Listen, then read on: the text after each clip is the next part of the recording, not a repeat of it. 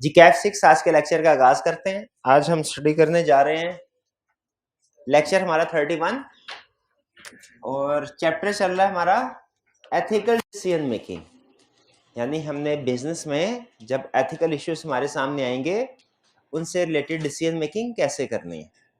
3 model framework या approaches हमारे syllabus में है। एक आईकैप का कोड ऑफ एथिक्स का, एक अमेरिकन अकाउंटिंग एसोसिएशन का और एक टकर्स का मॉडल। हमने आईकैप कोड ऑफ एथिक्स स्टडी कर लिया, ठीक है, जिसमें हमने क्या स्टडी किया था कि हर अकाउंटेंट को, हर प्रोफेशनल को 5 प्रिंसिपल्स को फॉलो करना चाहिए: integrity, objectivity, confidentiality, professional competence, due care और प्रोफेशनल बिहेवियर।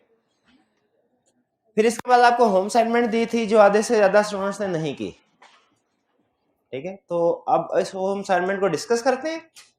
इस होम असाइनमेंट को डिस्कस करेंगे आज के लेक्चर में हम, और फिर इसके बाद जो हमारा नेक्स्ट मॉडल या फ्रेमवर्क है वो सीखेंगे, जो है अमेरिकन अकाउंटिंग एसोसिएशन।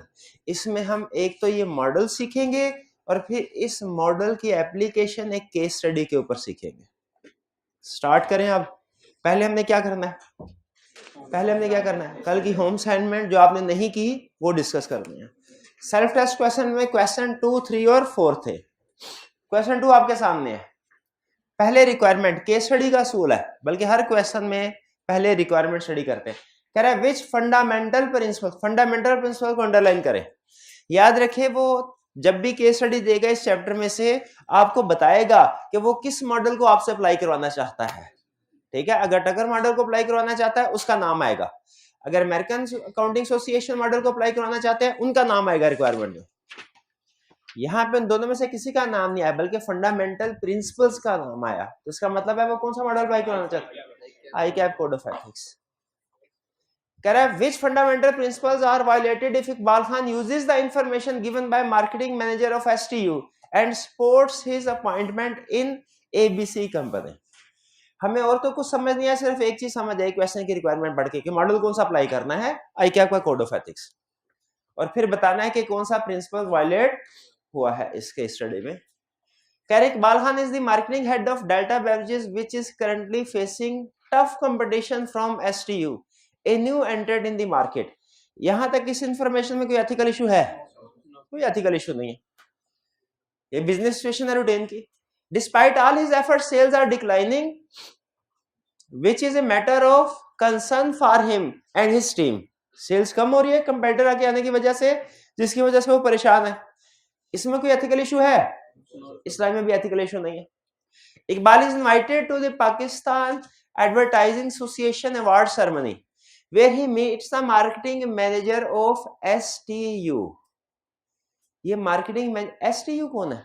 ये उसी जिसमें इकबाल काम करता है वो कंपनी है, कंपेटिटर कंपनी है।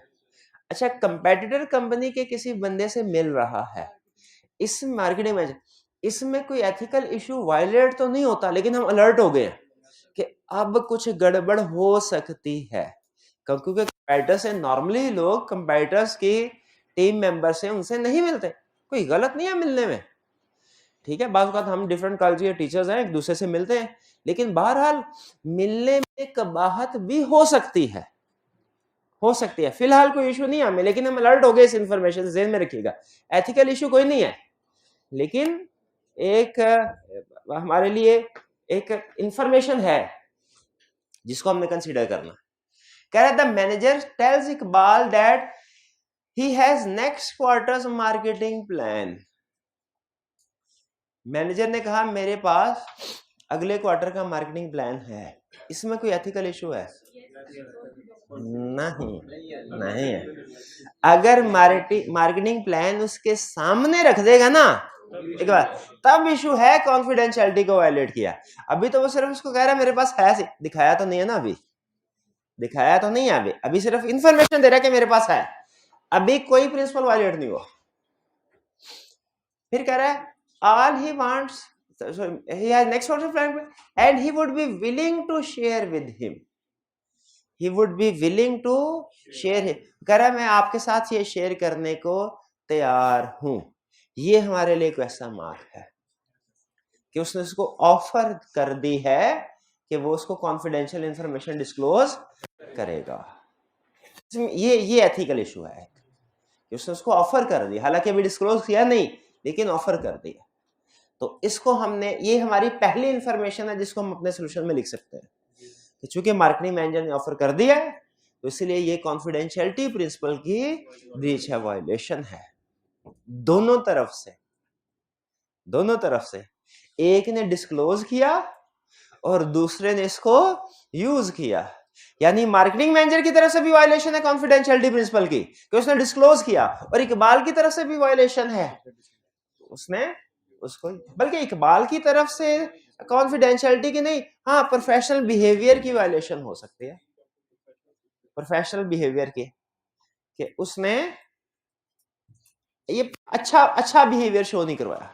कॉन्फिडेंशियल इंफॉर्मेशन तो उसी की होगी ना, उस मार्केटिंग मैनेजर वाले के। तो यहाँ पे मार्केटिंग मैनेजर की तरफ से कॉन्फिडेंशियलिटी प्रिंसिपल की ब्रीच इंडिकेट हो रही है।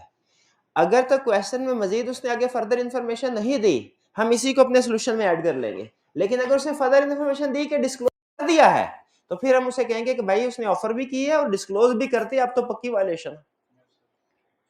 यहां तक क्लियर? ये एनालिसिस समझ आ रहा है आपको? आगे चलते हैं। All he wants in return is that if he applies for a job in ABC company, then Iqbal should help him get it using his contacts there. वो कह रहा है कि अगर कभी मैं आपकी कंपनी में आऊं तो बराए मेहरबानी आप मुझे जॉब देने में हेल्प कीजिएगा। कोई और कंपनी है, चले कोई किसी और कंपनी, एबीसी कंपनी, कोई और कंपनी होगी जिसमें उसके कॉन्टैक्ट्स होंगे, आप हेल्प कीजिएगा। यहां पे बताइए ऑब्जेक्टिविटी कौन वायलेट कर रहा है? ऑब्जेक्टिविटी इकबाल। कैसे? हाँ वो न्यूट्रल, क्योंकि जो हायरिंग का डिसीजन है वो तो विदाउट एनी बायस, विदाउट एनी इन्फ्लुएंस होना चाहिए। अब इकबाल क्या करेगा? उस डिसीजन को, जो हायरिंग का डिसीजन है, उसको इन्फ्लुएंस होने की कोशिश करेगा। जी अपनी कंपनी में चाहे नहीं, लेकिन किसी भी कंपनी में ला रहा है। एक चीज ध्यान में रखिएगा, केस स्टडीज के अंदर, एथिकल वायलेशन की केस स्टडीज के अंदर हमने सारी पार्टीज को कवर करना है। हमने इसमें इकबाल का एंगल भी डिस्कस करना है, एनालिसिस करना है, इकबाल का एंगल भी एनालिसिस करना है, और जो मार्केटिंग मैनेजर है उसका एंगल भी एनालिसिस करना है। रिक्वायरमेंट में अगर किसी एक के पॉइंट ऑफ व्यू से पूछता है तो सिर्फ उसी के पॉइंट ऑफ व्यू से बताएंगे, लेकिन एनालिसिस हमारा कंप्रिहेंसिव होना चाहिए, क्योंकि ये हमने सीखा हुआ है और आगे भी जो मॉडल्स हैं उनमें भी ये चीज सिखाता है कि एनालिसिस आपने हर एंगल, सिर्फ एक कंपनी या एक पर्सन तक रिस्ट्रिक्टेड नहीं रखना अपना एनालिसिस। रिक्वायरमेंट अगर एक पर्सन के पॉइंट ऑफ व्यू से पूछ रहा है तो उसी के पॉइंट ऑफ व्यू बता दे, लेकिन सोचने में, एनालिसिस करने में दूसरे पर्सन को भी आपने इंक्लूड करना है। तो यहां पे ये कहना कि इकबाल सिफारिश तो कर रहा है प्लेस, लेकिन अपनी कंपनी में नहीं, किसी और कंपनी में, इसलिए इस वजह से कोई इश्यू नहीं है, ये सोच गलत है। हम उस कंपनी के पॉइंट ऑफ व्यू से भी कंसीडर करेंगे कि अब उसके डिसीजन जो हैं, जो उसकी मैनेजमेंट के डिसीजन है, वो ऑब्जेक्टिव नहीं। तो ये बात समझ आई। अभी तक की डिस्कशन में दो इश्यूज हमारे सामने आए, एक कॉन्फिडेंशियलिटी का जो कि किसकी, मार्केटिंग मैनेजर की तरफ से है, और दूसरा ऑब्जेक्टिविटी का जो कि उस कंपनी की तरफ से है। और अगर जो उस कंपनी की तरफ, एबीसी कंपनी, ऑब्जेक्टिव वाला डिसीजन, ऑब्जेक्टिविटी वाला एबीसी कंपनी के पॉइंट ऑफ व्यू से है, इकबाल के पॉइंट ऑफ व्यू से प्रोफेशनल बिहेवियर हो सकता है अगर वो इसको एक्सेप्ट कर ले। अभी तक के केस में देखिए उसने ये नहीं कहा इकबाल ने क्या किया, ठीक है, अभी तक हम उसको कमेंट नहीं किया। अभी तक हमने दो इशू उठाए, ऑब्जेक्टिविटी, कॉन्फिडेंशियलिटी। और याद रखिएगा चूंकि कोड ऑफ एथिक्स क्वेश्चन घूम रहा है तो हमने 5 प्रिंसिपल्स के अंदर रहना, उससे बाहर नहीं रहना ज्यादा। Later Iqbal finds out that the manager who approached him was disgruntled because someone else in the team received the award and recognition for the marketing plan and that he formulated, which explains why he was willing to share his company's confidential information with a competitor. आगे वो reasoning दे रहा है कि वो बंदा क्यों confidential information share कर रहा है, क्योंकि उसने प्लान बनाया था जिसका अवार्ड किसी और को मिल गया। इस इंफॉर्मेशन से कोई थ्रेट सामने आ रहा है हमारे सामने, कोई फंडामेंटल एथिकल प्रिंसिपल वायलेट हो रहा है, सोचिए जरा। इस इंफॉर्मेशन से ये उसके एक्शन की रीजनिंग जस्टिफिकेशन बता रहा है, इसमें से कोई प्रिंसिपल वायलेट नहीं हो रहा। जो वो कॉन्फिडेंशियल इंफॉर्मेशन डिस्क्लोज करने जा रहा है, अब उसकी रीजनिंग उसने बताई है, प्रिंसिपल वही कॉन्फिडेंशियल इंफॉर्मेशन बताएगा।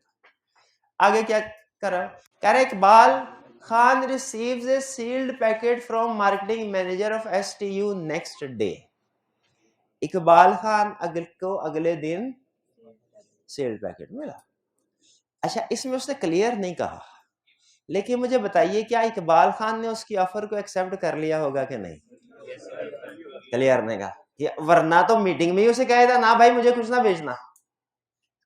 इसका मतलब है इकबाल खान ने भी प्रिंसिपल वायलेट किया। अच्छा, यहाँ पे अब हमारे जहन में एक इंटेग्रिटी का भी आ सकता है और एक प्रोफेशनल बिहेवियर का भी आ सकता है। इंटेग्रिटी का भी, प्रोफेशनल बिहेवियर का भी। कितने स्टूडेंट्स के ख्याल में इकबाल खान की तरफ से जो वायलेशन है वो इंटेग्रिटी की वायलेशन है, और कितनों के ख्याल में प्रोफेशनल बिहेवियर? मेरे असेसमेंट के मुताबिक दोनों ठीक है, दोनों ठीक है। इंटेग्रिटी और प्रोफेशनल बिहेवियर आप दोनों भी लिख सकते हैं, ठीक है। तो रिक्वायरमेंट में पढ़ते हैं, कह रहे हैं which fundamental principles are violated if Iqbal Khan uses the information given by marketing manager of the STU and supports his appointment. अब दो किसी में से बताया, कौन बताइए कौन से फंडामेंटल एथिकल प्रिंसिपल्स वायलेट हुए अगर इकबाल खान उस इंफॉर्मेशन को यूज कर लेता है? कौन कौन से? कॉन्फिडेंशियलिटी प्रिंसिपल वायलेट हुआ है, जो कि बेसिकली मार्केटिंग मैनेजर ने किया है, और दूसरा इंटेग्रिटी या प्रोफेशनल बिहेवियर, जब इकबाल खान ने उस इंफॉर्मेशन को यूज किया या उस कॉन्टेक्ट को अप्रोच करके उससे वो इंफॉर्मेशन निकलवाई, उसे बदले में एक तरह से रिश्वत ऑफर की। ये एक तरह से इकबाल खान ने उसको रिश्वत, तो कॉन्फिडेंशियलिटी, फिर उसके बाद दूसरा इंटेग्रिटी या प्रोफेशनल बिहेवियर, ठीक है। और आगे का क्वेश्चन चला, कह रहा है sports his appointment in ABC company. इसमें इस वाली रिक्वायरमेंट में अलग प्रिंसिपल वायलेट हो रहा है, वो कौन सा? ऑब्जेक्टिविटी। ये जो डिसीजन ऑफ अपॉइंटमेंट है एबीसी कंपनी का, वो ऑब्जेक्टिव होना चाहिए, इंडिपेंडेंट होना, विदाउट एनी इन्फ्लुएंस, बायस होना चाहिए, जबकि इकबाल खान की वजह से वो इन्फ्लुएंस हो जाएंगे। क्लियर हो गया? 3 प्रिंसिपल वायलेट हुए, ठीक है। एक मार्केटिंग मैनेजर से रिलेट कर रहा था, एक इकबाल से, और एक उस एबीसी कंपनी में जिसके अपॉइंटमेंट का जिक्र था। कोई कंसेप्ट इसमें डिस्कस करना चाहते हैं? इकबाल खान भी ऑब्जेक्टिव नहीं है कि इकबाल खान किस डिसीजन मेकिंग में ऑब्जेक्टिव नहीं है? वो बायस नहीं, देखें जिसने डिसीजन करना है ना, डिसीजन करना है जिसने, उसे ऑब्जेक्टिव होना चाहिए। जो ऑब्जेक्टिविटी का इशू है वो उस पर्सन से रिलेट करता है जिसने डिसीजन करना है।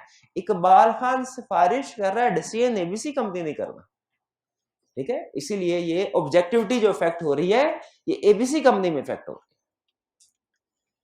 Next question 3, height hours is a concept, sorry वाली requirement, which fundamental principles are violated in the above situation? किसका क्वेश्चन हुआ? किस कोड ऑफ एथिक्स का। कह रहा है height hours is construction company known for its quality, on time delivery and highly trained workers whether at senior or junior level. कोई ethical issue raise हो रहा है? नहीं, बल्कि मुझे तो ये एथिकल प्लस पॉइंट लग रहा है, professional competence and due care, ठीक है। ट्रेन्ड स्टाफ होना, डेडलाइंस को मीट करना, ये तो कॉम्पिटेंस एंड ड्यू केयर को इंडिकेट कर रहा है। इसमें कोई प्रिंसिपल वायलेट नहीं हो रहा। एग्रीड? आपने हर लाइन पढ़ने के बाद सोचनी है ये चीज, इसमें प्रिंसिपल वायलेट हो रहा है कि नहीं हो रहा। क्वेश्चन पढ़ने के बाद नहीं सोचना, हर लाइन पढ़ने के बाद उसके एंड में सोचना है कि इस लाइन की वजह से कोई प्रिंसिपल वायलेट हो रहा है कि नहीं। इसमें नहीं हो रहा। कह रहे next, since ST accepts government contracts in high security risk areas, it receives grant for providing standardized training to its workers. चूंकि गवर्नमेंट के लिए काम करते हैं तो हमें ट्रेनिंग के लिए जो एम्प्लॉइज को ट्रेनिंग प्रोवाइड करते हैं उसमें सब्सिडीज मिलती है। फॉर एग्जांपल हो सकता है ट्रेनिंग सेंटर की बिजली फ्री हो या कोई और सब्सिडी हो, यहां पे कोई एथिकल इशू राइज हो रहा है? पक्की बात है। आगे चलते हैं। However, sorry, as per the rules, there is a requirement that the company engage only the government's pre-qualified trainer. Requirement ये है कि वो गवर्नमेंट के जो ट्रेनर ट्रेनिंग प्रोवाइड करेंगे ना, वो गवर्नमेंट के अप्रूव ट्रेनर होंगे। ठीक है, ये रिक्वायरमेंट है। इसमें कोई एथिकल इशू है? इसमें कोई एथिकल इशू नहीं है। अभी कोई डिसीजन हो ही नहीं रहा। आगे चलते हैं। ये तो गवर्नमेंट की रिक्वायरमेंट है ना। However, ST believes these trainers are of poor quality. लेकिन ST का ख्याल है कि ये ट्रेनर अच्छी क्वालिटी के नहीं है। अभी तक कोई वायलेशन हुई नहीं हुई, शाबाश। लेकिन ये एक इशू हमारे साथ, एथिकल इशू नहीं है, लेकिन ये एक सेंसिटिव इंफॉर्मेशन कह लें। हाँ जी। Instead of sending its workers to these trainers, ST has an arrangement with a private trainer who is cheaper and provides better quality training. इसमें एथिकल इशू है कोई? इसमें कोई एथिकल इशू है क्या? इंटेग्रिटी। अच्छा, मेरे जहन में दो इश्यूज आ रहे हैं। एक इंटेग्रिटी, क्योंकि वो अपने क्लाइंट, जो गवर्नमेंट क्लाइंट है, उसके साथ ट्रूथफुल ऑनेस्ट नहीं है। ठीक है। और दूसरा प्रोफेशनल बिहेवियर, क्योंकि जो लीगल रिक्वायरमेंट्स है, रेगुलेटरी रिक्वायरमेंट्स, उनकी वायलेशन हो रही है। अगर क्वेश्चन यहीं पे खत्म हो जाए, अगर क्वेश्चन, अब जरा एनालिसिस सुनिएगा मेरा, अगर क्वेश्चन यहीं पे खत्म हो जाए तो मैं इंटेग्रिटी की बजाय प्रोफेशनल बिहेवियर की तरफ जाऊंगा। उसकी रीजन ये है कि यहां तक की इंफॉर्मेशन से ये तो साबित हो रहा है कि वो किसी लीगल रिक्वायरमेंट की वायलेशन कर रहा है, लेकिन उसने गवर्नमेंट के साथ झूठ बोला है। ये क्लियरली इंडिकेट नहीं हो रहा, ये क्लियरली इंडिकेट नहीं हो रहा। हो सकता है वो गवर्नमेंट से कह रहा हो जी आपके बंदे ठीक नहीं थे, हमने अपने बंदे अपॉइंट कर दें। इशू है, आपके जहन में आ रहा है, मैं भी इस बात को एक्सेप्ट करता हूं, इंटेग्रिटी का भी इशू हो सकता है, लेकिन यहां तक क्वेश्चन को रोक ले तो ज्यादा डोमिनेंट इशू जो है वो प्रोफेशनल बिहेवियर का मुझे लग रहा है। ठीक है, प्रोफेशनल बिहेवियर का। आगे चलते हैं। Instead of sending its worker to those trainer, ST has an, अच्छा ये तो पढ़ लिया आपने, ठीक है। The company has been working with this private trainer for the last 2 years and more than 300 employees have completed this training. इस sentence में बताइए कोई एथिकल इशू है?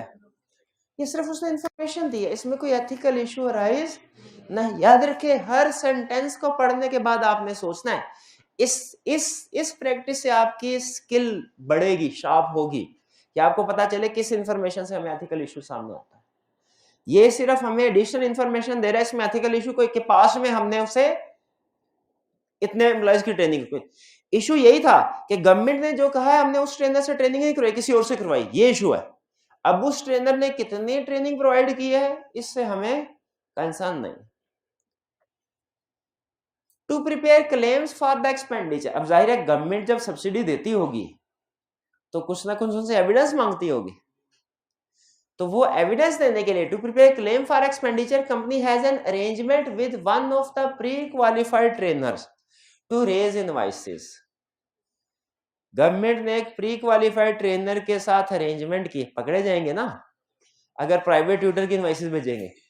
उन्होंने प्री क्वालिफाइड ट्रेनर के साथ अरेंजमेंट की, क्या कि आप ये शो करवाएं इनवॉइसेस में कि जैसे हमने ट्रेनिंग, आप गवर्नमेंट ट्रेनिंग सेंटर में आके थोड़ी देख रही है ट्रेनिंग कौन करवा रहा है। ठीक है, आप इनवॉइसेस बना दीजिए हमें, फिर इसके बाद क्या करें? You are the chief financial officer of ST and lead the team and handles training claims including the provision of invoices. आप CFO हैं, आपने इन invoices को डील करना है। You are not comfortable this system and are reassessing the whole situation. आप इससे comfortable नहीं है। बताइए कौन सा फंडामेंटल प्रिंसिपल वायलेट होता है? Professional behaviour. क्यों, किस वजह से? कि बताइए किस प्रैक्टिस, किस बंदे का प्रोफेशनल बिहेवियर, किसकी तरफ से?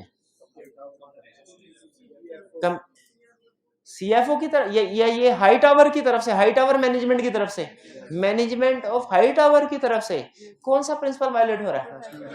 क्यों? वो इलीगल काम कर रहे हैं, लॉ की वायलेशन कर रहे हैं, वो लॉ की वायलेशन कर रहे हैं। प्रोफेशनल बिहेवियर, एग्री करते हैं सारे इससे? ऐसे क्या कोई और इशू वायलेट हो रहा है? इंटेग्रिटी, वो कैसे वायलेट हो रहा है? एक मिनट, अपनी डीलिंग्स में वो नेस्ट नहीं है, कैसे पता चला आपको कि वो नेस्ट नहीं है? जुड़, हाँ, असल में प्राइवेट ट्यूटर से ट्रेनिंग करवा रहे हैं लेकिन झूठ बोल रहे हैं, नेस्ट नहीं है, नेस्ट स्टेटमेंट नहीं दे रहे हैं, रॉन्ग फॉल्स स्टेटमेंट दे रहे हैं कि हम दूसरे ट्यूटर से काम करवा रहे हैं। प्रोफेशनल बिहेवियर भी वायलेट हो गया, इंटेग्रिटी भी वायलेट हो गई। क्लियर? और कोई इशू तो नहीं है? एक इशू अभी भी है, एक इशू अभी भी है, ऑब्जेक्टिविटी ऑफ सी। अच्छा देखें, जो हम डिस्कशन करते हैं एक चीज हमेशा ध्यान में रखिएगा, केस स्टडी की डिस्कशन लाजमी नहीं वैसा ही हो जैसा सॉल्यूशन है। सॉल्यूशन वाले पॉइंट सारे कवर होंगे लेकिन अक्सर हमारी डिस्कशन उससे भी ज्यादा एंगल्स को कवर कर रही होगी, क्योंकि मैंने सिर्फ क्वेश्चन की रिक्वायरमेंट के लिहाज से नहीं बल्कि आपको ओवरऑल सोचना सिखाना है। ठीक है? तो आपने कहा सर एक तो प्रोफेशनल बिहेवियर वायलेट हुआ, क्यों? ये रीजन क्वेश्चन में सॉल्यूशन में लिखनी होती है, क्यों वायलेट हुआ? क्योंकि लीगल रिक्वायरमेंट, रेगुलेटरी रिक्वायरमेंट पूरी नहीं कर रहे। और दूसरा, इंटेग्रिटी वायलेट हुई मैनेजमेंट की तरफ से, क्यों? क्योंकि वो फॉल्स इनवॉइसेस भेज रहे हैं जो गलत हैं, और हमने इंटेग्रिटी में पढ़ा है कि ट्रूथफुल स्ट्रेट फॉरवर्ड रहना है, गलत इंफॉर्मेशन के साथ एसोसिएट नहीं होना। अब आपने ये 2 पॉइंट्स उठाए, मैंने कहा इसमें मजीद एक इशू है अभी। हाँ शाबाश, क्या मतलब? प्री क्वालिफाइड ट्रेनर्स में प्रोफेशनल कॉम्पिटेंस नहीं है, इस इश्यू से एग्री करते हैं? नहीं, पहले one by one. Pre qualified trainer जो गवर्नमेंट के हैं उनमें प्रोफेशनल कॉम्पिटेंस नहीं है, इस इश्यू से एग्री करते हैं? कितने स्टूडेंट्स का ख्याल है ये इशू है? कितनों का ख्याल है नहीं है? मेरे ख्याल में ये इशू भी है, ये एक इशू भी कंसीडर करना चाहिए इसको भी हमें। ठीक है, इसको सॉल्यूशन में, क्योंकि क्वेश्चन में उसने क्लियरली नहीं कहा कि जो कौन है ये एसटी, इनका ये पॉइंट ऑफ व्यू ठीक है कि गलत है। ठीक है, तो ये कंपिटेंस पे भी डाउट क्रिएट होता है जो प्री क्वालिफाइड ट्रेनर है। एक और इशू भी राइट, वो क्या कि जो लोग गलत इनवाइस बना के दे रहे हैं, जो प्री क्वालिफाइड ट्रेनर गलत इनवाइस बना के दे रहा है, क्या वो एथिक्स के किसी प्रिंसिपल की वायलेशन कर रहा है? बिल्कुल, वो भी कर रहा है। किसकी? इंटेग्रिटी की। गलत स्टेटमेंट, गलत इनवाइस बना के दे रहा है। प्रोफेशनल बिहेवियर किस वजह से आएगा? क्या प्रोफेशनल, क्या हमें क्वेश्चन में उसने बताया है प्रोफेशनल के ऊपर कौन सी लीगल या प्रोफेशनल रिक्वायरमेंट अप्लाई होती है, उस रेगुलेटरी रिक्वायरमेंट जिसकी वो वायलेशन कर रहा है? नहीं, तो मेरा ख्याल है फिर मैं प्रोफेशनल बिहेवियर की तरफ नहीं जाऊंगा।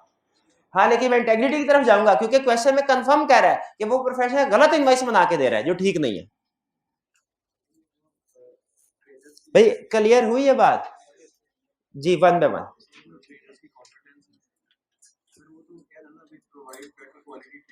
हाँ जी,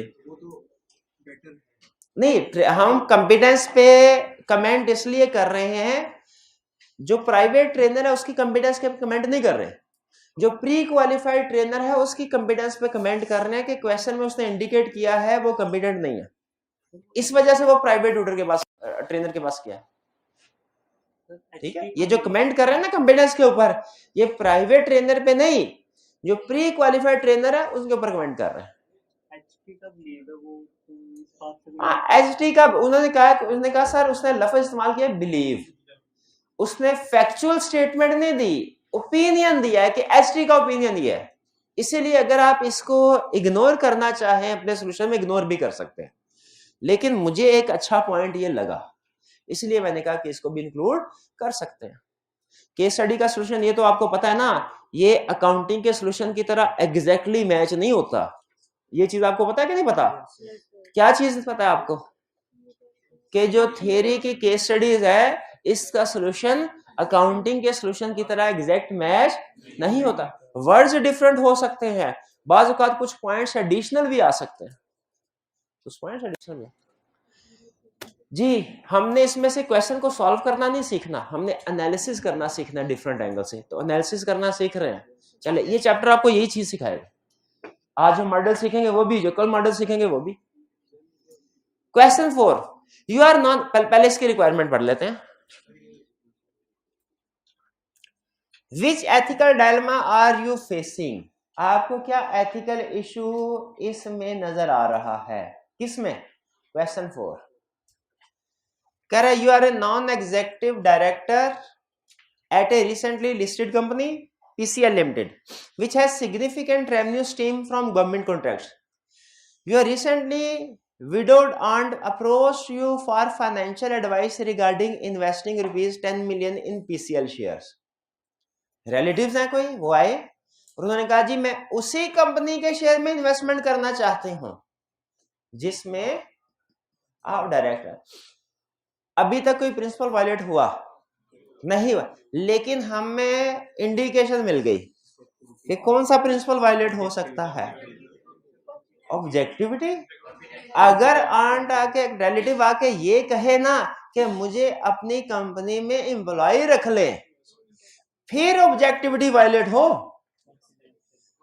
फिर ऑब्जेक्ट। और अगर वो आके कहे मुझे कोई ऐसी इंफॉर्मेशन दे दें जिससे मैं कोई 4 पैसे बना लूं, फिर ऑब्जेक्टिविटी वायलेट नहीं हो रहा, फिर कॉन्फिडेंशियलिटी वायलेट हो रहा है। अभी तक हमें ये इंफॉर्मेशन है कि उसने इन्वेस्टमेंट करने के लिए पूछा है, अभी उसने बताया नहीं है एग्जीक्यूटिव डायरेक्टर ने, इंफॉर्मेशन है डिस्क्लोज, इसलिए अभी प्रिंसिपल वायलेट नहीं हो, लेकिन इंडिकेशन है कि हो सकता है। अगर क्वेश्चन यहीं पे साइलेंट हो जाए, खत्म हो जाए ना, तो मैं कॉन्फिडेंशियलिटी का इशू लिखूं कि ना लिखूं?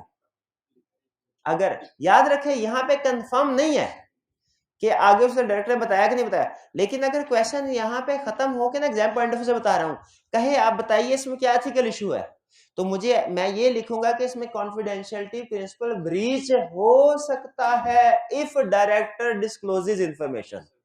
यानी मैंने क्वेश्चन में इफ करके ही सही, लेकिन उस इश्यू को डिस्कस करना है। मैं सोल्यूशन में ये नहीं लिखूंगा कि कोई इशू नहीं यहाँ पे राइज होता और फिर बाद में को सर उसने डिस्क्लोज थोड़ी किया था। जब क्वेश्चन में कोई इशू आ गया ना, कोई सिचुएशन उसने दे दी, इसका मतलब है वो हमें चाह रहा है कि हम इसके ऊपर कमेंट करें, चाहे उसने कंप्लीट इंफॉर्मेशन दी या चाहे नहीं दी। बात समझ आ रही है?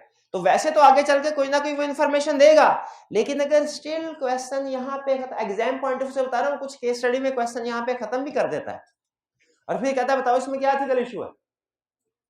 तो यहाँ पे भी अगर क्वेश्चन खत्म कर देता तो हम एथिकल इशू आइडेंटिफाई कर देते, लेकिन क्वेश्चन आगे चल रहा है। फिलहाल ये हमारे लिए एक इशू है जो आगे चल के हमारा कॉन्फिडेंशियलिटी प्रिंसिपल ब्रीच कर सकता है, अभी हुआ नहीं है, एक्चुअली अभी क्वेश्चन में नहीं हुआ। बात समझ आ रही है क्या समझाना चाह रहा हूँ? बाज़ औक़ात क्वेश्चन जब साइलेंट हो जाता है तो हमें कुछ इन्फॉर्मेशन अज्यूम करनी पड़ती है, लेकिन ये हमारा क्वेश्चन अभी चल रहा है। She feels that PCL shares at the current market price is a good investment in terms of capital appreciation. उसके ख्याल में ये इन्वेस्टमेंट अच्छी है। However, you feel that strict decisions of the board against adopting unethical practices of the sector are going to impact the prospects of winning government contracts in future. Therefore, you think this will not be a sound decision. लेकिन आप सोच रहे हैं, आपको पता है कि आगे कुछ गड़बड़ होने वाली है जिसकी वजह से ये अच्छा डिसीजन नहीं होगा। अब रिलेटिव डिसीजन करना चाहता है, इन्वेस्टमेंट करना, शेयर्स खरीदना चाहता है हमारी कंपनी में, हमें पता है आगे चल के गड़बड़ होने वाली है। अब उसने रिक्वायरमेंट क्या थी बोला, बताइए एथिकल इशू, एथिकल डायलेमा क्या है इसमें पे, एथिकल इशू क्या है? तो एथिकल इशू क्या है? कोर्स ऑफ एक्शन या डिसीजन नहीं उसने पूछा, उसने पूछा बताइए इसमें एथिकल इशू क्या है।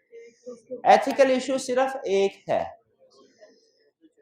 whether we should disclose confidential information or not, सिर्फ यही एथिकल इशू है और कोई एथिकल इशू नहीं। और हम हमारे लिए डायलेमा किसको कहते हैं भला? करें कि ना करें, करें कि ना करें, शशोपंच के कॉन्फिडेंशियल इंफॉर्मेशन डिस्क्लोज करें कि ना करें? और हम क्यों शशोपंज में मुब्तला है? क्योंकि अगर डिस्क्लोज करते हैं तो रिलेटिव को फायदा होता है, लेकिन हमारा प्रिंसिपल वायलेट हो जाता है। और अगर डिस्क्लोज नहीं करते तो प्रिंसिपल पूरा हो जाएगा, लेकिन रिलेटिव को नुकसान हो जाएगा। ये है एथिकल डायलेमा। भी समझ आ रहा है एथिकल इशू क्या है? अच्छा, इससे आगे वो क्वेश्चन को लेके नहीं गया, लेकिन मैं आपसे इससे अगली रिक्वायरमेंट पूछता हूँ। एथिकल इश्यूज क्वेश्चन में ब्रीच ऑफ कॉन्फिडेंशियलिटी का आ गया, पिक कर लिया हमने। अगला क्वेश्चन मेरा, आप क्या करेंगे? आपको क्या करना चाहिए इस सिचुएशन में? क्या आपको कॉन्फिडेंशियल इंफॉर्मेशन डिस्क्लोज करनी चाहिए? नहीं, तो फिर क्या करना चाहिए रिलेटिव को? कि सर मैं इस बारे में आपको एडवाइस नहीं दे सकता, आप अपनी रिसर्च करें और उसके बेस पे डिसीजन कीजिए। ठीक है, हमने कॉन्फिडेंशियल इंफॉर्मेशन डिस्क्लोज नहीं करनी, ये क्लियर है? हाँ, एक सूरत में कर सकते थे, इस क्वेश्चन से हटके बात कर रहा हूं। वो कुछ सिचुएशन है जिनमें हमें कॉन्फिडेंशियल इंफॉर्मेशन डिस्क्लोज, वो पता है ना आपको, जब लीगल रिक्वायरमेंट्स ऑफ क्लाइंट, तो अगर वो सिचुएशन हो, क्वेश्चन में ध्यान में रखिएगा, वो सिचुएशन की तरफ लेके जाएं तो आपने डिस्क्लोज करवा देना है, वरना डिस्क्लोज नहीं करना। ये क्लियर हो गया क्वेश्चन? चलिए, ये थे हमारे क्वेश्चन जो आपको होम असाइनमेंट के तौर पे दिए थे जी। अब कल के लेक्चर में जो हमने पढ़ा, कोई क्वेश्चन पूछना चाहते हो पूछ लीजिए। कल के लेक्चर में से कोई समझ आ गया? लेक्चर पढ़ा है आप लोगों ने? अच्छा, नोट्स डिस्ट्रीब्यूट हो गए हैं? बस ठीक है। इसमें नोट्स तो मैंने चैप्टर के इंक्लूड कर दिए हैं जो जरूरी है केस स्टडीज के पॉइंट ऑफ व्यू से। इसमें कुछ एडिशनल इंफॉर्मेशन थी जो थ्योरी है, लेकिन वो कोई काम की नहीं थी case study point of view से। आप एक दफा ICAP की बुक पढ़ लीजिएगा चैप्टर, और उसमें कोई आपको लगे कि इसमें एडिशनल चीज ऐड करने वाली है नोट्स में, तो कर दीजिएगा। मेरी तरफ से इस चैप्टर के अंदर जो भी काम की चीज थी, जो भी मगज था, वो सारा निकाल के मैंने आपके सामने रख दिया। लेकिन आपने एक दफा लाजमी ICAP का चैप्टर पढ़ लेना है, और अगर आपको लगे कि कोई इंफॉर्मेशन इंक्लूड होनी चाहिए नोट्स में, तो आपने इंक्लूड कर देनी है। मेरी असेसमेंट के मुताबिक हर चीज मैंने आपको जो जरूरी थी दे दी। क्लियर? नहीं, मैंने कह दिया नहीं, आपने करना भी है। जब मैंने कहा कि आपने पढ़ना है, तो उसका मतलब आपने पढ़ना, ठीक है? और कुछ भी ना सही तो रिवीजन ही हो जाएगी आपकी। आगे चलें। आज का जो मॉडल हम स्टडी करने जा रहे हैं वो है अमेरिकन अकाउंटिंग एसोसिएशन मॉडल, और जो कल पढ़ेंगे वो है टकर मॉडल। दोनों हमें एक ही इशू है जिसकी तरफ गाइडेंस देते हैं। वो इशू क्या है कि प्रैक्टिकली किसी एथिकल प्रॉब्लम में हम आ जाएं तो हमने कैसे डिसीजन करना है कि हमारा कोर्स ऑफ एक्शन क्या हो। दोनों इसी चीज को बताते हैं, इसलिए आपकी मर्जी है। प्रैक्टिकली आप चाहें तो अमेरिकन मॉडल अडॉप्ट कर लें, चाहे तो टकर मॉडल अडॉप्ट कर लें। किताब में एक जगह पे उसने लिखा हुआ है, इसमें या किसी और किताब में मैं पढ़ा था, उसमें लिखा हुआ उसने कि अगर चाहे तो एक मॉडल अडॉप्ट करें, चाहे तो दूसरा, और चाहे तो दोनों मॉडल अडॉप्ट कर लें कंफर्म करने के लिए। जैसे बात कहते होता है ना, काउंटिंग का एक क्वेश्चन, डेप्रिसिएशन आपने एक मेथड से कैलकुलेट की, ठीक है, टी काउंट बना के, फिर आपने फार्मूला लगा के पावर के साथ एक डायरेक्ट तरीके से भी कंफर्म करने के लिए, ठीक है, तो कहता है कंफर्म, क्योंकि दोनों मॉडल आपको एक ही नतीजे पे लेके जाएंगे। सोचने का तरीकाकार मुख्तलिफ है, लेकिन डिसीजन आपका एक ही होगा। इसलिए आपकी मर्जी है, जो मर्जी अडॉप्ट करें। लेकिन एग्जाम में हमने कौन सा अडॉप्ट करना होगा मॉडल, उसने कहा होगा। अच्छा, अमेरिकन मॉडल भी कहता है जब डिसीजन करने लगो पहले ये देखो, ये देखो, ये देखो, ये देखो। टकर मॉडल भी यही कहता है। और इवन अगर आपको ये मॉडल ना भी सिखाया जाए ना, आप अभी भी इस पोजीशन में हैं कि कुछ एथिकल सिचुएशन आपके सामने आए तो आप डिसाइड कर लें कि हमें इसमें क्या करना चाहिए। आप अगर उस मॉडल को साइड पे भी रख दें ना, क्वेश्चन को वैसे पढ़ लें, उस मॉडल को बिल्कुल साइड पे रख लें, फिर भी आपसे पूछा जाए इस सिचुएशन में, अगर मैं आपको कुछ भी ना सिखाता एथिक्स का, और ये सिचुएशन आपके सामने रखता कि जी ये रिलेटिव आया और वो कंपनी के बारे में इंफॉर्मेशन पूछ रहा है, इंफॉर्मेशन देनी चाहिए कि नहीं, तो आप शायद उस तरीके से प्रॉपरली सोच ना सकते कि कौन सा प्रिंसिपल वायलेट हो रहा है, क्यों हो रहा है, ऐसे ना सोच पाते, लेकिन आप इस डिसीजन पे पहुंच जाते हैं कि इंफॉर्मेशन डिस्क्लोज नहीं करनी चाहिए।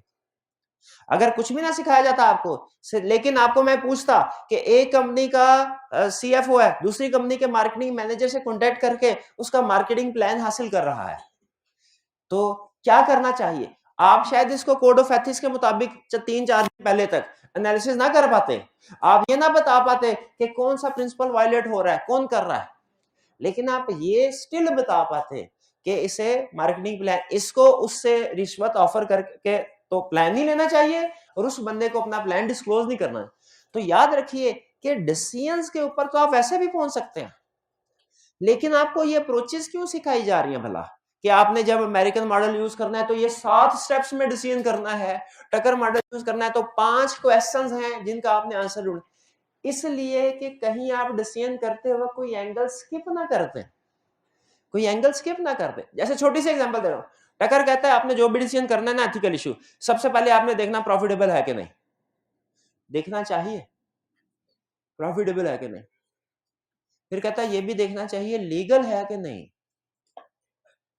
कहीं ऐसा तो नहीं कि प्रॉफिटेबल तो है लेकिन इलीगल है, तो वो नहीं करना चाहिए। तो जो प्रॉफिटेबल भी है लीगल भी है वो काम आप कर लेंगे। कह रहा है यही गलती करते हैं अगर आपको मॉडल ना सिखाया जाए तो।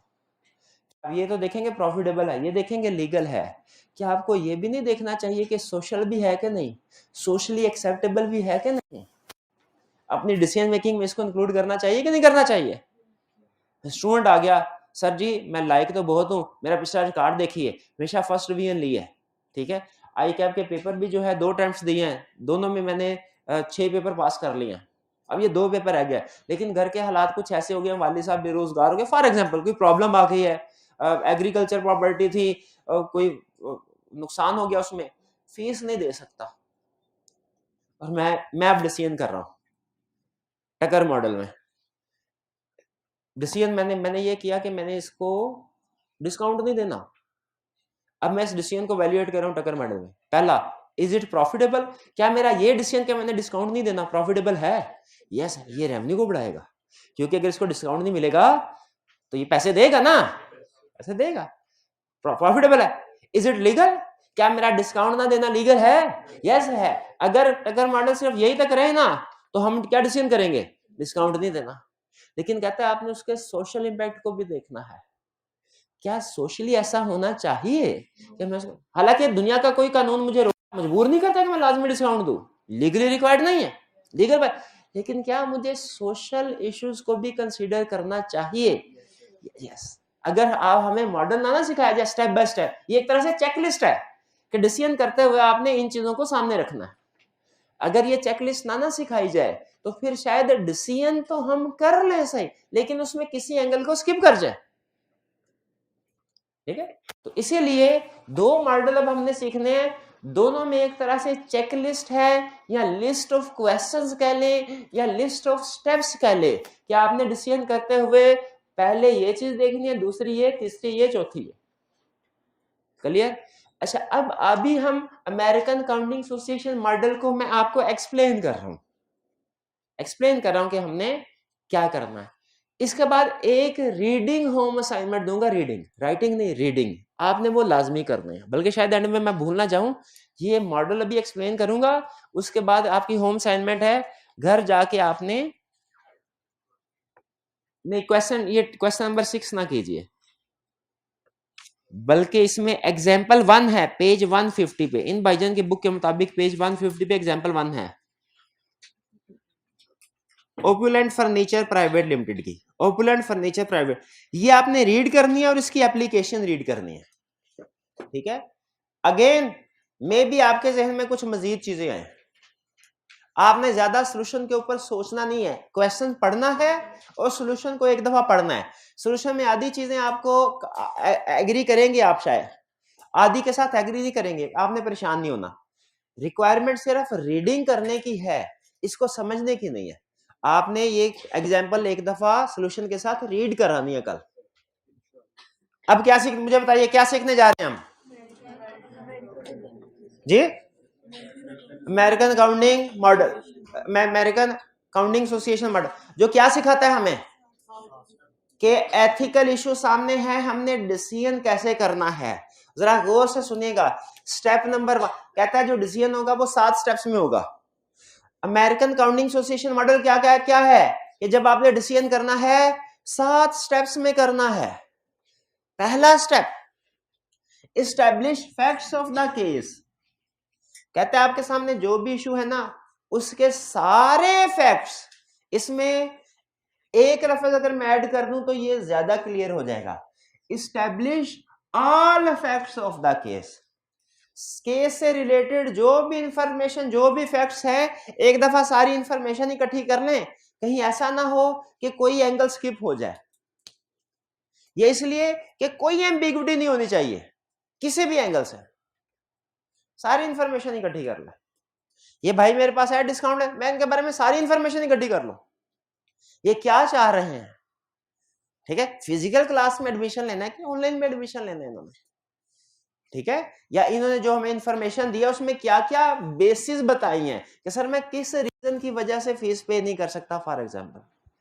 तो सबसे पहले हमने सारे के सारे फैक्ट्स को इस्टेब्लिश कर लेना है, नोन कर लेना, जानना है, इकट्ठे कर लेना है सारे फैक्ट्स को। उस डिसीजन से रिलेटेड जो भी इंफॉर्मेशन है उसको क्या करना है? इकट्ठा कर लेना। अब अगर एग्जाम में पूछेगा तो हमने इसको कैसे परफॉर्म करना स्टेप को? एग्जाम में उसने आपको पैराग्राफ दिया होगा, ठीक है, आधे सफे का। आपने पैराग्राफ को पढ़ के जो उसके अंदर समरी है, जो उसकी पॉइंट 1 पॉइंट 2 पॉइंट, इसमें ये हुआ, ये हुआ, ये हुआ। जैसे अगर हम वो जो केस स्टडी थी हमारी मार्केटिंग मैनेजर वाली, उस पर ये मॉडल अप्लाई करें तो हम पहला स्टेप जो है establish all facts of the case, इसमें उस सारे केस को हम 3-4 लाइंस में समराइज करके लिख देते हैं। केस में हुआ क्या है? कंपेटिटर का मार्केटिंग मैनेजर हमें प्लान डिस्क्लोज करने को तैयार है, स्टेप 1। दूसरा, बदले में वो चाह रहा है कि हम उसे जॉब प्लेसमेंट में हेल्प करें, ठीक है ये। और तीसरा, उसने हमें मार्केटिंग प्लान सेंड भी कर दिया। ये 3 लाइनों में बताइए सारे फैक्ट्स जो उस केस के थे वो इंक्लूड हो गए कि नहीं हो गए? ये स्टेप का है पहला, ठीक है। प्रैक्टिकली जाहिर है इसका मतलब ये होता है कि आप रिसर्च करके ये फैक्ट्स इकट्ठे करें, लेकिन हमें एग्जाम में रिसर्च करने की जरूरत नहीं है। सारे फैक्ट्स उसने दिए हुए, हमने सिर्फ उनको समराइज करके लिखना है। पहला स्टेप क्लियर हो गया। स्टार्टिंग पॉइंट क्या है हमारा? केस से रिलेटेड सारे फैक्ट्स को समरी बना के लिख दो। दूसरा, identify ethical issues at stake. देखो इस क्वेश्चन में क्या एथिकल इश्यूज हैं जो इफेक्ट हो सकते हैं, एथिकल प्रॉब्लम्स क्या हैं। अभी इस एथिकल इश्यूज को डिस्कस करते हुए प्रिंसिपल्स का नाम यूज करना जरूरी नहीं है, क्योंकि फंडामेंटल प्रिंसिपल होगा, लेकिन उस इश्यू को डिस्कस करना जरूरी है। इश्यू को डिस्कस, प्रिंसिपल का नाम यूज करें या ना करें इससे फर्क नहीं पड़ता, ठीक है। लेकिन एथिकल इश्यू मुझे बताइए, ये जो हमारी केस स्टडी थी मार्केटिंग मैनेजर वाली, उसमें क्या एथिकल इश्यू था? एक ये कि हम कंपेटिटर से इनसाइड इंफॉर्मेशन निकलवा रहे थे, है कॉन्फिडेंशियल इंफॉर्मेशन ही, लेकिन मैंने दूसरी टर्म यूज कर ली कि मेरा मॉडल डिफरेंट है। लास्ट में आप कॉन्फिडेंशियल इंफॉर्मेशन भी यूज कर सकते हैं। पहला, कंपेटिटर से कौन। दूसरा कोई एथिकल इश्यू था इसमें?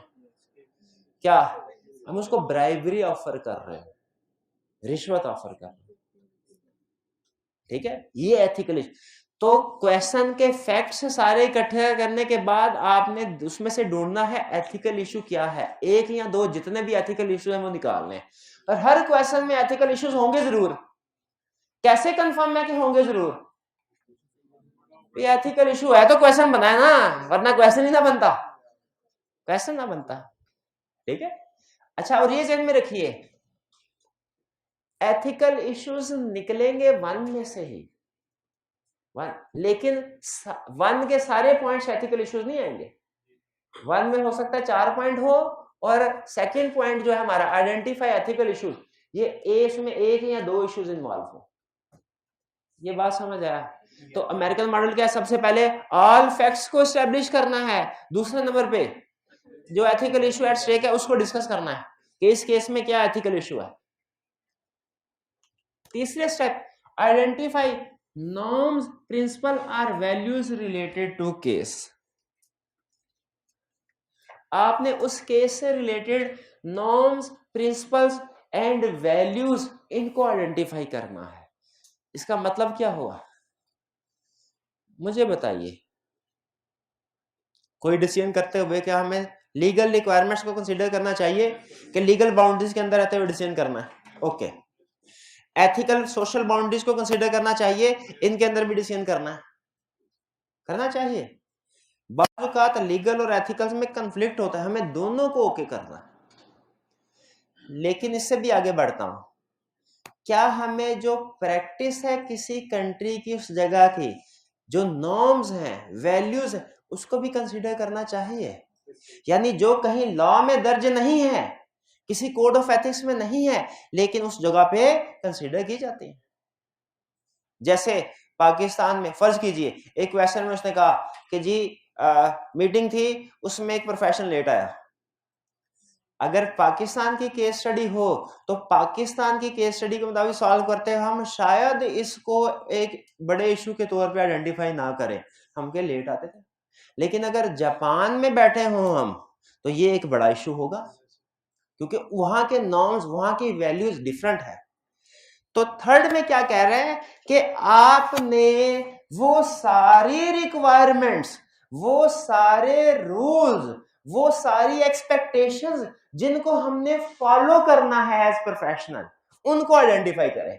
आइडेंटिफाई नॉर्म्स, प्रिंसिपल और वैल्यूज रिलेटेड टू केस का मतलब क्या है कि इस केस से रिलेटेड जो भी लीगल रिक्वायरमेंट अप्लाई हो रही है उसको कंसीडर करो, और जो रेगुलेशंस अप्लाई हो रही हैं उसको कंसीडर करो, एथिकल रिक्वायरमेंट्स अप्लाई हो रही हैं उसको कंसीडर करो, सोशल एक्सपेक्टेशंस है लोगों की उसको कंसीडर करो, उसको कंसीडर करो।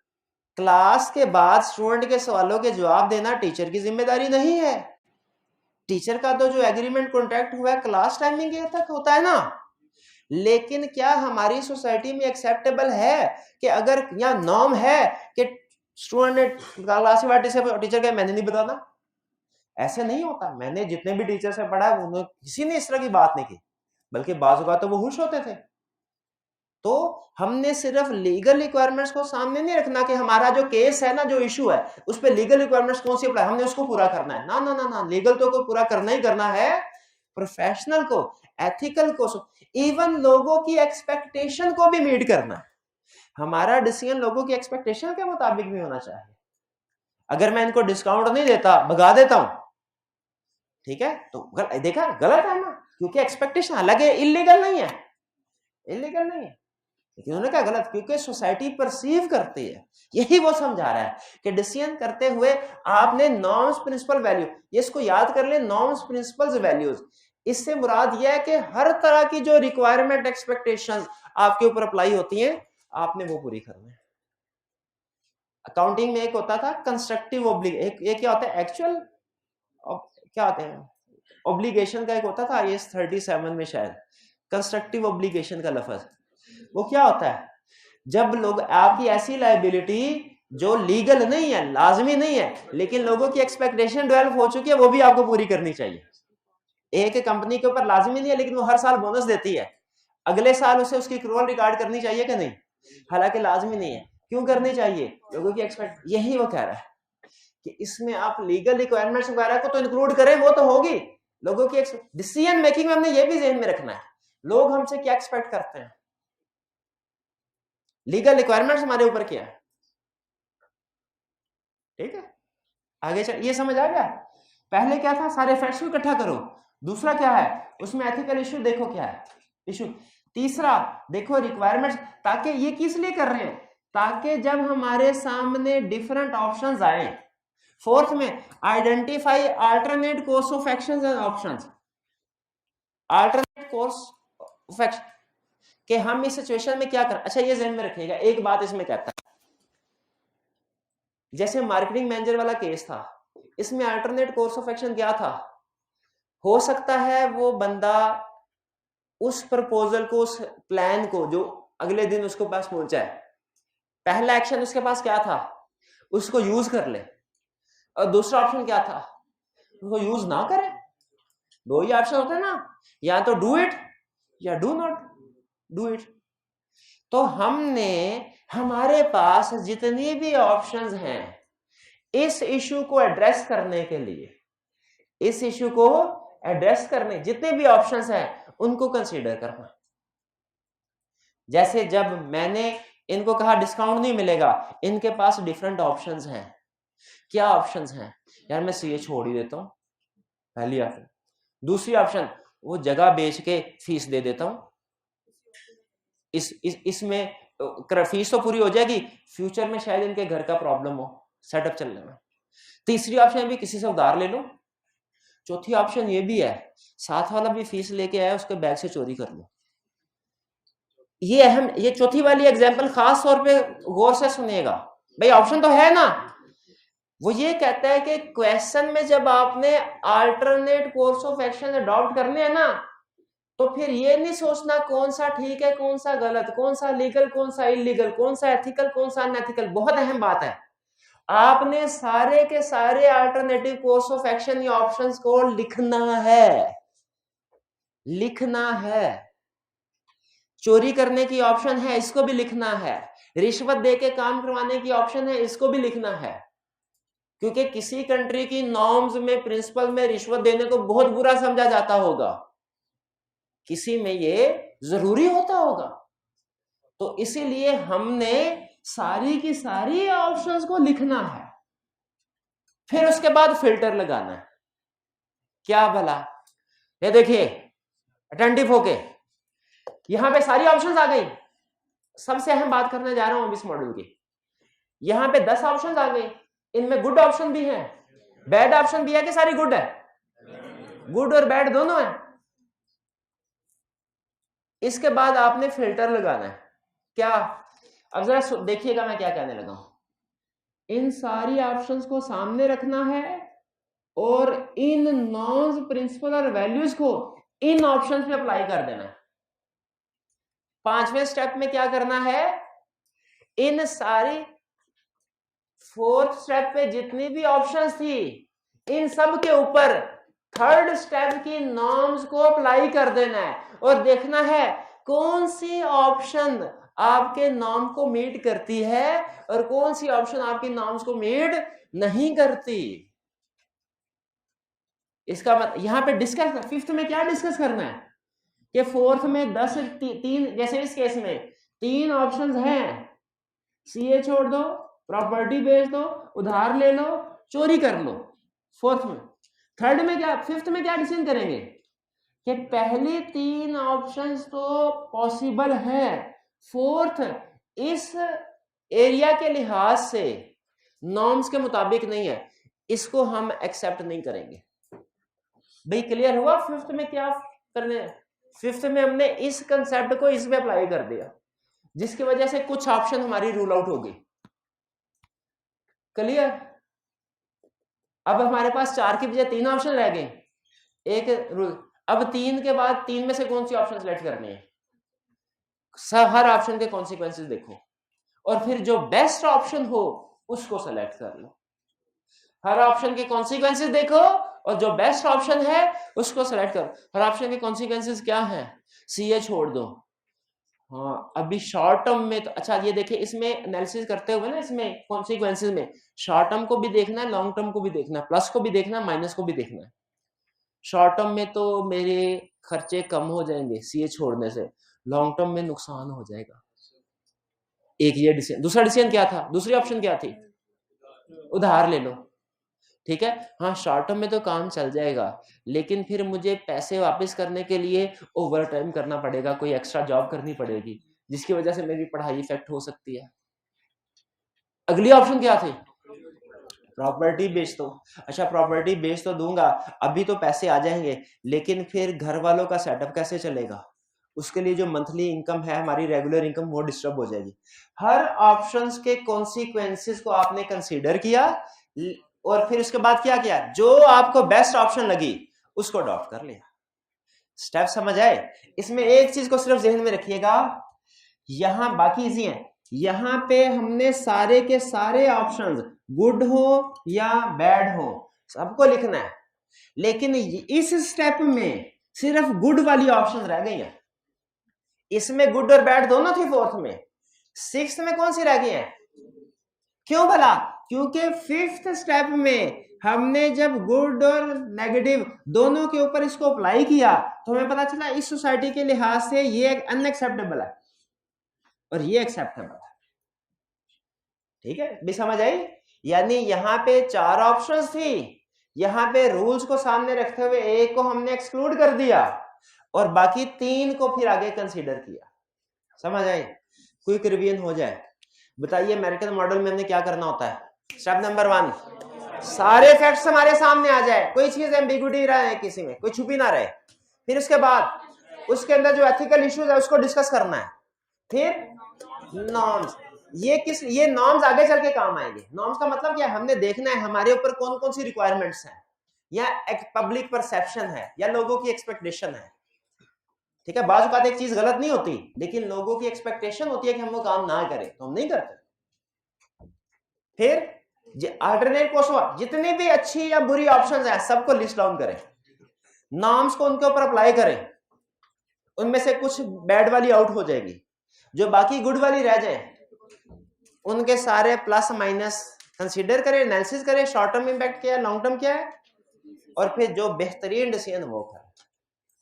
ठीक है, इनफॉर्मली शायद हम ये ऑलरेडी काम करते हो आज से पहले, स्टेप बाय स्टेप उसने हमें सिखा दिया।